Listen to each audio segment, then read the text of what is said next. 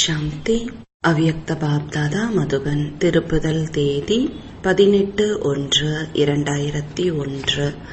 யதார்த்தமான நினைவிற்கான ஆதாரம் சக்தியின் சொரூபமாக சக்திகள் மூலமாக அனைவருக்கும் பாலனை செய்யுங்கள். இன்று அனைவருடைய உள்ளத்திலும் நினைவுகள் வருகின்றன. அமிர்த வேலை முதல் நாலா பக்கங்களிலும் உள்ள குழந்தைகளின் விதவிதமான நினைவுகள் பாப்தாதாவின் கழுத்தில் மாலைகளாக விழுந்து கொண்டிருந்தன. அத்தோடு உள்ளத்திலிருந்து எழுந்த அன்பு நிறைந்த பாடலையும் கேட்டுக்கொண்டு இருந்தார் பாப்தாதா. 2 குழந்தைகளுக்கும் பிரதி உபகாரமாக விதவிதமான சக்திகளையும் விதவிதமான வரதானங்களையும் மாலைகளாக அணிவித்துக் கொண்டு இருந்தார். இந்த நினைவு நாள் சாக்கார உலக அரங்கில் சமர்த்த சொரூபம் எனும் வரதானத்தின் மூலம் மகன் தந்தையை வெளிப்படுத்தக்கூடிய விசேஷமான நாளாகும். ஏனென்றால் சாக்கார ரூபத்தில் சேவையில் நிமித்தமாக்குவதற்காக குழந்தைகளை சேவைக்கான ஆசனம் எனும் அரியாசனத்தில் அமர்த்தவும் பொறுப்பை ஏற்றுக்கொள்வதற்கு அடையாளமாக விளங்கும் கிரீடத்தையும் அணிவிக்கின்ற நாளாகும். சாக்கார ரூபத்தில் சேவையில் நிமித்தமாவதற்காக கிரீடம் மற்றும் திலகம் அணிந்து கொள்ளும் நாளாகும். எல்லா குழந்தைகளும் தந்தைக்கு சகயோகியாக நிமித்தமாக இருக்கிறார்கள். மேலும் அவ்வாறே இருப்பார்கள். பாப்தாதா சேவையில் ஆர்வத்தோடும் உற்சாகத்தோடும் முன்னேறிக் கொண்டே இருக்கும் குழந்தைகளை பார்த்து மகிழ்ச்சி அடைகிறார். ஒவ்வொரு குழந்தையும் வரிசைப்படியாக தைரியம் மற்றும் உற்சாகத்தோடு முன்னேறிக் கொண்டே இருக்கிறார்கள். அநேக குழந்தைகள் நினைவு மற்றும் சேவையில் ஈடுபட்டு கொண்டே இருக்கிறார்கள். இன்றைய தினம் குழந்தைகள் விசேஷமாக நாலா பக்கங்களிலும் பிரம்மா பாபாவின் நினைவில் அன்பில் மூழ்கி இருக்கின்றார்கள். இதுபோலவே விசேஷமாக பிரம்மா பாபாவும் குழந்தைகளின் அன்பில் மூழ்கி இருக்கிறார். இன்று பிரம்மா பாபா குழந்தைகளிடம் உள்ள சிறப்புகளை பார்த்து கொண்டு இருந்தார். இவ்வாறு ஒவ்வொரு குழந்தையினுடைய சிறப்புகள் எதிரில் வந்து கொண்டிருந்த போது பிரம்மா பாபாவின் வாயிலிருந்து ஆஹா குழந்தைகளே ஆஹா, சபாஷ் குழந்தைகளே சபாஷ் என்ற வார்த்தை வெளிவந்து கொண்டு இருந்தது. பிறகு என்ன நடந்தது? எப்போது பிரம்மா பாபாவின் வாயிலிருந்து ஆஹா குழந்தைகளே ஆஹா, சபாஷ் குழந்தைகளே சபாஷ் குழந்தைகளே சபாஷ் என்ற வார்த்தை வெளிவந்து கொண்டிருந்ததோ, அதே சமயத்தில் குழந்தைகளின் கண்களில் இருந்து அன்பு கண்ணீரானது கங்கையாக யமுனையாக வெளிவந்து கொண்டு இருந்தது. ஒவ்வொரு குழந்தையும் அன்பு வெள்ளத்தில் மூழ்கி இருந்தனர். வதனத்தின் காட்சி இப்படித்தான் இருந்தது. சாக்கார உலகிலும் கூட ஒவ்வொரு கேந்திர ஸ்தானத்தில் இருந்தும் அவரவர்களுடைய நினைவு மற்றும் அன்பு எனும் காட்சியை பாப்தாதா பார்த்தார். இப்போது இனி என்ன செய்ய வேண்டும்? நினைவு இருக்கிறது. ஆனால் உண்மையான நினைவின் அடையாளமாக நினைவு மூலமாக சக்தி சொரூபம் ஆக வேண்டும். நினைவு மிகவும் சிரேஷ்டமானது. எப்போது பிராமணராகிவிட்டீர்களோ அப்போது முதலே பாப்தாதாவிடமிருந்து உங்களுடைய ஜன்ம சித்த அதிகாரம் பிறப்புரிமை எதுவோ அதனை அடைந்து விட்டீர்கள். அந்த ஒரு வினாடி நினைவு மூலமாக அடைந்து விட்டீர்கள். உள்ளம் அறிந்து கொண்டது. உள்ளத்தில் மனதில் புத்தியில் நான் பாபாவினுடையவன் மற்றும் பாபா என்னுடையவர் என்ற நினைவு வந்துவிட்டது. இந்த நினைவு மூலமாகவே தான் பிறப்புரிமையின் அதிகாரத்திற்கு அதிகாரியானீர்கள். இந்த நினைவு நினைவு அனைத்து சக்திகளின் சாவியாக ஆகிவிட்டது. இந்த நினைவுதான் தங்க சாவி. நான் பாபாவினுடையவன் என்பதன் பொருள் நான் ஆத்மாவாக இருக்கிறேன் என்பதாகும். எப்போது நான் பாபாவின் குழந்தை என்பது உறுதியாகிவிட்டதோ இந்த நம்பிக்கைக்கு எவ்வளவு நேரம் ஆனது? 7 நாள் பாடம் எடுத்துக்கொள்வதற்கு நேரம் ஆனது. ஆனால் எப்போது ஆத்மா பாபாவின் குழந்தை என்பது நிச்சயமாகிவிட்டதோ அப்போது இதற்கு தேவைப்பட்ட நேரம் எவ்வளவு? 1 வினாடியின் வியாபாரம் ஆனது அல்லவா? ஆகவே 1 வினாடி நேரத்தில் ஆஸ்திக்கு அதிகாரியாகிவிட்டீர்கள். அனைவரும் அதிகாரியாகிவிட்டீர்கள். ஆகிவிட்டீர்கள் தானே? அனைவரும் அதிகாரிகளாக ஆகிவிட்டீர்களா அல்லது ஆகிக்கொண்டு இருக்கிறீர்களா? அதிகாரி ஆகிவிட்டீர்களா? இதை உறுதி என்று எடுத்துக்கொள்ளலாமா? நல்லது.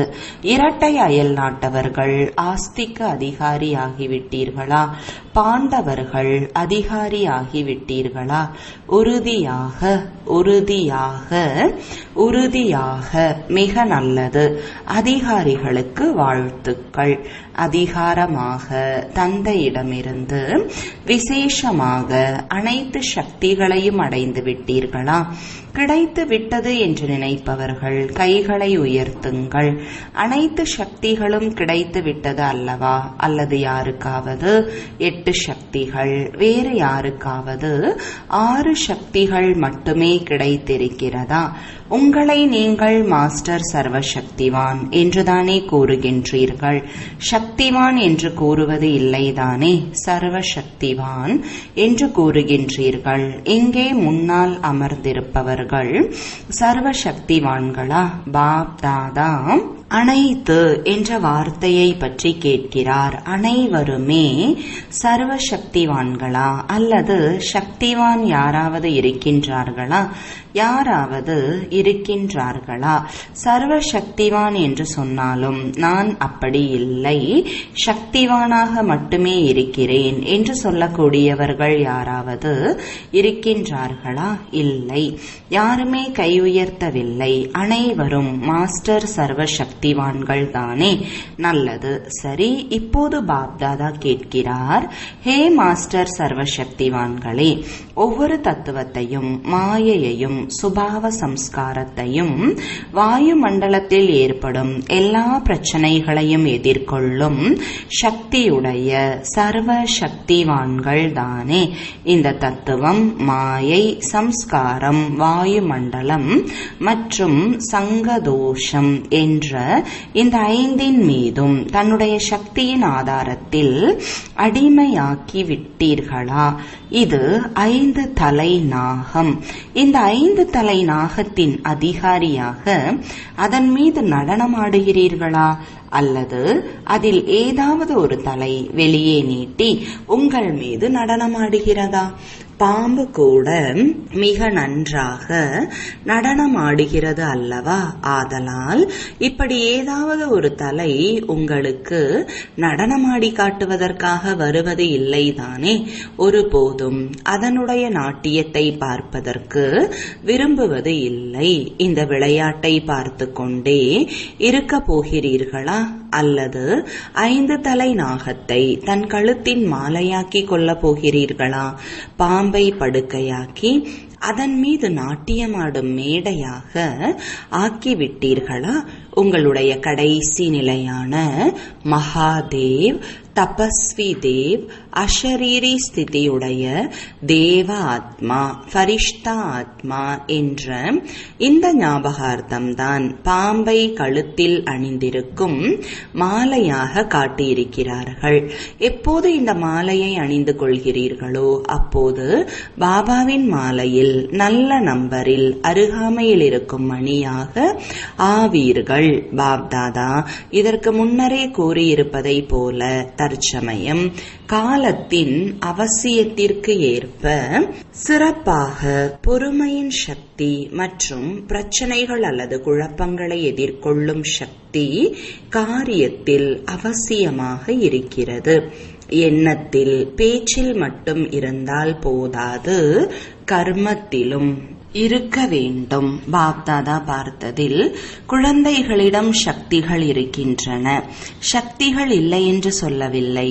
ஆனால் பிறகு ஏன் வித்தியாசம்? சமயம் வரும்போது காரியத்தில் அந்த சமயத்தில் எந்த சக்தியை எந்த விதிப்படி உபயோகிக்க வேண்டும் என்பதில் வித்தியாசம் இருக்கின்றது. நினைவு இருக்கிறது, ஆனால் அதை சக்திசாலி சொரூபத்தில் கொண்டு வருவது இல்லை. நினைவு அதிகமாக இருக்கிறது, ஆனால் சக்தி சொரூபம் சில சமயம் குறைவாகவும் சில சமயம் சரியாகவும் இருக்கிறது. நினைவு ஆஸ்திக்கு அதிகாரியாக்கிவிட்டது. ஆனால் ஒவ்வொரு நினைவையும் சக்தி சொரூபமாக வெற்றி அளிக்க கூடியதாக ஆக்க வேண்டும். இதுதான் வெற்றி மாலையில் சமீபத்தில் வரக்கூடிய மணியாக ஆக்குகிறது. ஆதலால் சக்திசாலி நிலையை சொரூபத்தில் கொண்டு வாருங்கள். மனதில் புத்தியில் இருக்கிறது, ஆனால் உங்களுடைய சொரூபத்தில் ஒவ்வொரு காரியத்திலும் ஒவ்வொரு சக்திசாலி நிலையையும் வெளிப்படையான ரூபத்தில் கொண்டு வர வேண்டும். நினைவு நாளை மிக நன்றாக கொண்டாடினீர்கள். இப்போது சக்திசாலி நிலையை சொரூபத்தில் கொண்டு வாருங்கள். நீங்கள் யாரையாவது பார்க்கும்போது அவர்களுக்கு உங்களுடைய கண்கள் மூலமாக சக்தி சொரூபம் அனுபவமாகட்டும். உங்களுடைய ஒவ்வொரு வார்த்தையும் மற்றவர்களை சக்திசாலிகளாக ஆக்கட்டும். சக்தியின் அனுபவத்தை கொடுக்கட்டும். சாதாரண வார்த்தைகள் அல்ல. உங்களுடைய ஒவ்வொரு வார்த்தையிலும் நீங்கள் அடைந்த சக்தி சொரூபத்தின் வரதானத்தின் மூலம் மற்றவர்களுக்கும் அனுபவத்தை செய்வியுங்கள். மனம், புத்தி மூலமாக சிரேஷ்ட சங்கல்பம் மற்றும் சரியான தீர்மானம், சக்தி நிறைந்த வாயுமண்டலத்தை உருவாக்குங்கள். சாதாரண நடத்தையிலும் கூட ஃபரிஷ்தா என்பதன் சக்தி சொரூபம் தெரியட்டும். டபுள் லைட் சொரூபம் தனக்கும் மற்றவருக்கும் கூட அனுபவமாகட்டும். இப்படி இருக்கிறதா? ஆகவே இங்கும் அங்கும் எங்கு சென்றாலும் சக்தி சொரூபமாக ஆகுங்கள். மற்றவரையும் சக்திசாலியாக ஆக்குங்கள். பாப்தாதா பிரம்மா பாபாவுடன் சுற்றி வந்தார். எதற்காக சுற்றி வந்தார்? பிரம்மா பாபா அவ்வியக்தமான பிறகு அவ்வியக்த ஜன்மம் எடுத்த எல்லா பிராமணர்களையும் காட்டினார். இவர்கள் எத்தனை பேர் இருப்பார்கள்? சாக்காரத்தில் இருந்ததை விட அவ்வியக்த ரூபத்தில் படைக்கப்பட்டவர்கள் மிக அதிகமாக இருந்தனர். ஒவ்வொரு கேந்திரத்திலும் பாபா அவ்வியக்தமான பிறகு பிறந்த புதிய பிராமண குழந்தைகளை வதனத்தில் இமர்ஜ் செய்தார். கேட்டீர்களா? நீங்களும் கூட அதில் இருந்தீர்கள் அல்லவா? பாப் தாதா ஒவ்வொருவருக்கும் மிக அன்புடன் நெருக்கமாக திருஷ்டி கொடுத்தார். மேலும் இந்த குழந்தைகளுக்கு விசேஷமாக ஒரு பரிசும் அளித்தார். இப்போது இங்கே அமர்ந்திருப்பவர்களில் சாக்கார பிரம்மாவிற்கு பிறகு படைக்கப்பட்ட பிராமண ஆத்மாக்கள் இருந்தால் அவர்கள் மட்டும் கை உயர்த்துங்கள். அநேகர் இருக்கிறார்கள். நன்று. இப்போது சாக்கார ரூபத்தில் படைக்கப்பட்டவர்கள் கைகளை உயர்த்துங்கள். மிக குறைவு. இன்றைய சபையில் இருப்பவர்கள் மிக குறைவு. ஆதலால் பாப் தாதா ஒவ்வொரு குழந்தையையும் இமர்ஜ் செய்தார். ஏனென்றால் எண்ணிக்கை அதிகமாக இருந்தது. இங்கு அமரக்கூட இடம் போதவில்லை. வதனத்தில் நீங்கள் அனைவரும் வர இயலும். அங்கு எவ்வளவு பெரிய இடம் வேண்டுமோ அவ்வளவு இடம் இருக்கிறது. ஆதலால் தான் அனைவரையும் வதனத்தில் வெளிப்படுத்தினார். அதாவது அழைப்பிதழ் கொடுத்து அழைத்தார். அனைவருக்கும் மிகுந்த மகிழ்ச்சியாக இருந்தது.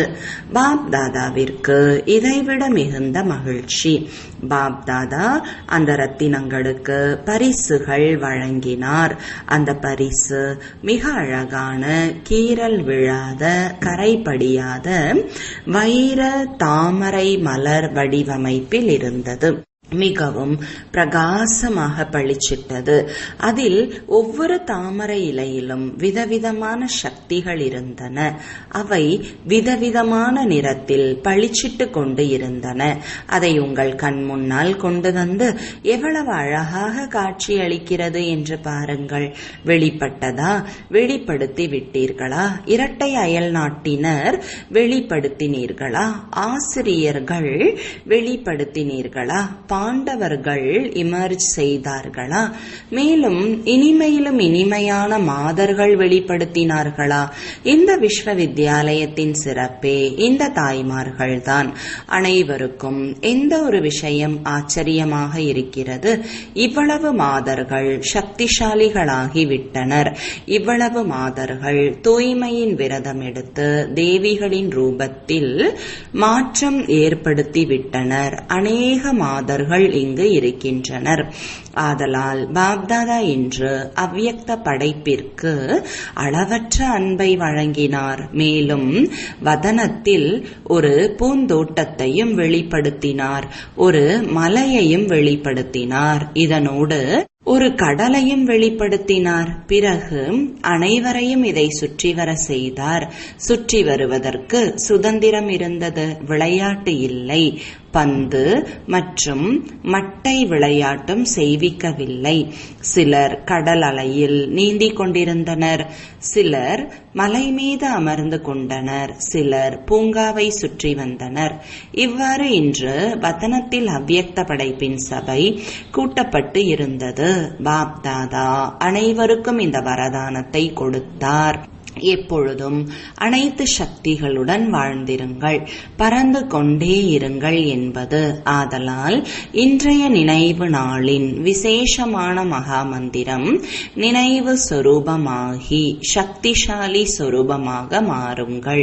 பொக்கிஷத்தை மறைத்து வைக்காதீர்கள். ஒவ்வொரு கர்மத்தின் மூலமாக வெளியில் கொண்டு வாருங்கள். எந்த ஒரு ஆத்மாவாக இருந்தாலும் திருஷ்டி வேண்டும் என்றால், ஆசீர்வாத வார்த்தைகள் வேண்டும் என்றால், கர்மத்தில் உதவி வேண்டும் என்றால், உடனிருப்பவர்கள், தொடர்பில் இருப்பவர்கள் அனைவருக்கும் அவர்கள் சக்தி சொரூபமாக ஆவதற்காக சகயோகம் கொடுங்கள். உங்கள் சக்தி சொரூபத்தினுடைய அன்பை கொடுங்கள்.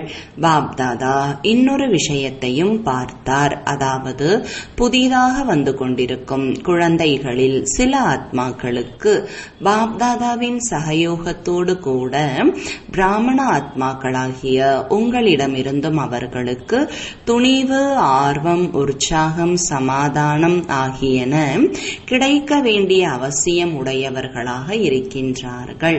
சிறு சிறு குழந்தைகள் தானே. சிறு குழந்தைகளாக இருந்தும் துணிவுடன் பிராமணராகி இருக்கின்றனர் அல்லவா?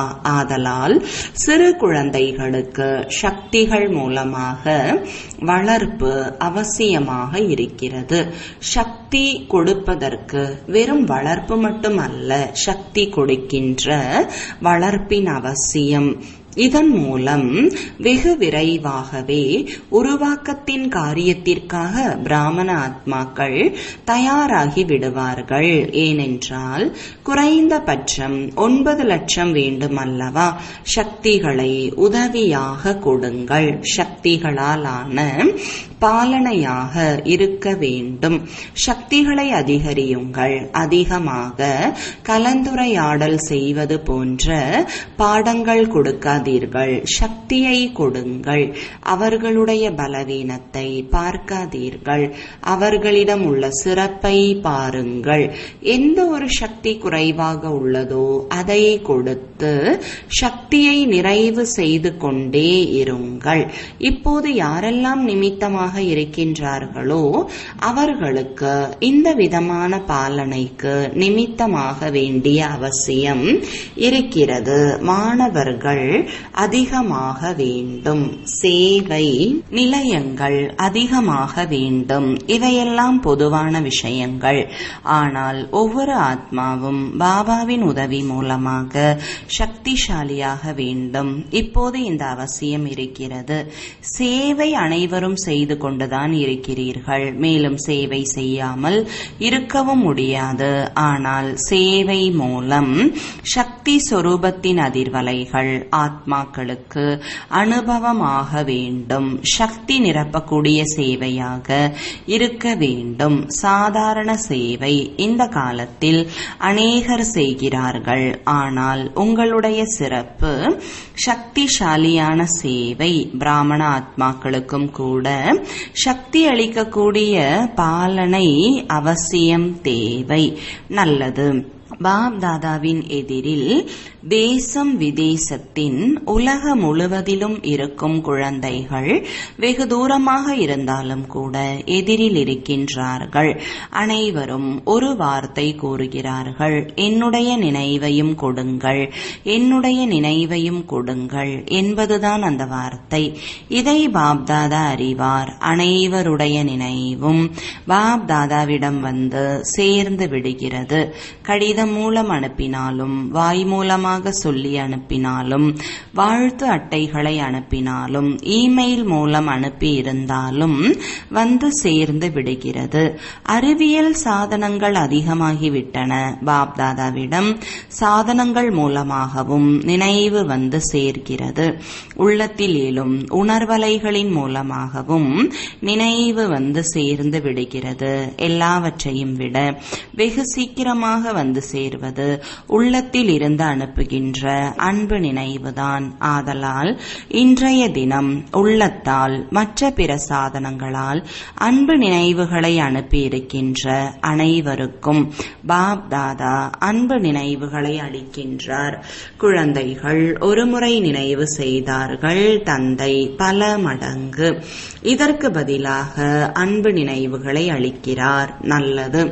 நாலா பக்கங்களிலும் உள்ள உள்ளத்தில் ஒன்றி இருக்கின்ற சக்தி நிறைந்த ஆத்மாக்களுக்கும் எப்பொழுதும் அவசியமாகும் அந்த சமயத்தில் ஒவ்வொரு சக்தியையும் சொரூபத்தின் மூலமாக வெளிப்படுத்தக்கூடிய சிரேஷ்ட ஆத்மாக்களுக்கும் எப்பொழுதும் சக்திகள் மூலமாக ஆத்மாக்களை பாலனை செய்வதற்கு கருவியாக இருக்கக்கூடிய தந்தையின் சகயோகி ஆத்மாக்களுக்கும் எப்பொழுதும் ஒவ்வொருவரிடமும் துணிவு, ஆர்வம் மற்றும் உற்சாகம் அளிக்கக்கூடிய பறக்கும் கலையில் உள்ள ஆத்மாக்களுக்கும் எப்பொழுதும் பிரச்சனைகளை சமாதானமாக மாற்றக்கூடிய உலக மாற்றம் செய்யும் ஆத்மாக்களுக்கும் நினைவு ஸ்வரூபத்தின் மூலம் சக்தி சொரூபமாகக்கூடிய ஆத்மாக்களுக்கும் பாப் தாதாவின் பல கோடி மடங்கு அன்பு நினைவுகள் மற்றும் வணக்கங்கள். நல்லது.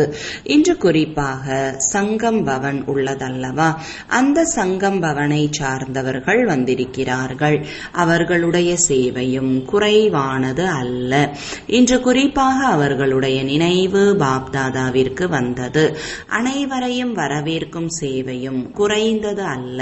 எவ்வாறு சாந்திவனை சார்ந்த சேவாதாரிகள் இருக்கின்றார்களோ அவர்கள் ஒருவர் மற்றவரை விட முன்னால் இருக்கின்றார்கள். நல்லது. எழுந்திருக்க வேண்டியதாக உள்ளது, நடக்க வேண்டியதாக உள்ளது, ஓட வேண்டியதாக உள்ளது, திருப்திப்படுத்த வேண்டியதாக உள்ளது. வாழ்த்துக்கள். பாண்டவ பவனை சார்ந்தவர்கள், மதுவனத்தின் 4 கரங்கள் உடையவர்கள் அனைவருக்கும் மிக மிக பல லட்சம் நிறைந்த வாழ்த்துக்கள். வாழ்த்துக்கள். நம்மை பாப்தாதா எதுவும் சொல்லவில்லை என்று இரட்டை அயல் நாட்டவர்கள் பார்த்து கொண்டு இருக்கிறார்கள். இரட்டை அயல் நாட்டவர்களிடம் பாப் தாதா உட்பட அனைத்து தாதிகள் பிராமணர்களின் 2 மடங்கு 3 மடங்கு அன்பு இருக்கிறது. ஏன் பாப்தாதா எப்பொழுதும் விசேஷ தன்மையை கூறுகிறார்? அனைத்து விதமான கலாச்சாரம் என்ற சுவற்றை விட்டுவிட்டு பிராமண வாழ்க்கைக்கு வந்து அடைந்து விட்டனர். பிராமண கலாச்சாரத்தை சார்ந்தவர்களாக ஆகிவிட்டனர். மேலும் அவர்களுக்கு இது வேறு தேசமாக கூட தோன்றவில்லை. தன்னுடைய பாரதமாக இருக்கிறது மற்றும் இருக்கும். அதனால் அயல் நாட்டவர்களுக்கும் பல மடங்கு வாழ்த்துக்கள். மிக நல்லது. வரதானம்: தேக உணர்விலிருந்து விலகி பரமாத்ம அன்பை அனுபவம் செய்யும் தாமரை மலர் ஆசனதாரி ஆகுக. விளக்கம்: தாமரையின் ஆசனம் பிராமண ஆத்மாக்களுக்கு மிகவும் சிரேஷ்டமான ஸ்திதியின் அடையாளமாகும். தாமரை மலரின் ஆசனத்தில் இருக்கும் ஆத்மாக்கள் தேகத்தின் உணர்விலிருந்து விலகி இருப்பார்கள். அவர்களுக்கு ஷரீரத்தின் உணர்வு தன் பக்கம் கவர்ந்திழுக்க முடியாது. எப்படி பிரம்மா பாபா நடக்கும் போதும் சுற்றும் போதும் ஃபரிஷ்டா ரூபத்தில் அல்லது தேவதை ரூபத்தில் எப்போதுமே நினைவில் இருந்தார். அதே போல இயற்கையாக ஆத்ம அபிமானி நிலையில் எப்போதும் இருக்க வேண்டும். இதற்குதான் தேக உணர்விலிருந்து விடுபட்டவர் என கூறப்படுகிறது. எனவே தேகத்தின் உணர்விலிருந்து விலகியவர்கள் மட்டும்தான் பரமாத்ம அன்பிற்கு பாத்திரமாவார்கள், அன்பிற்கு உரியவர்கள் ஆவார்கள். ஸ்லோகன்: உங்களுடைய சிறப்பு தன்மைகள் அல்லது குணங்கள் பிரபுவின் பிரசாதமாகும். அவற்றை என்னுடையது என ஏற்றுக்கொள்வது தேக அபிமானமாகும். ஓம் சாந்தி.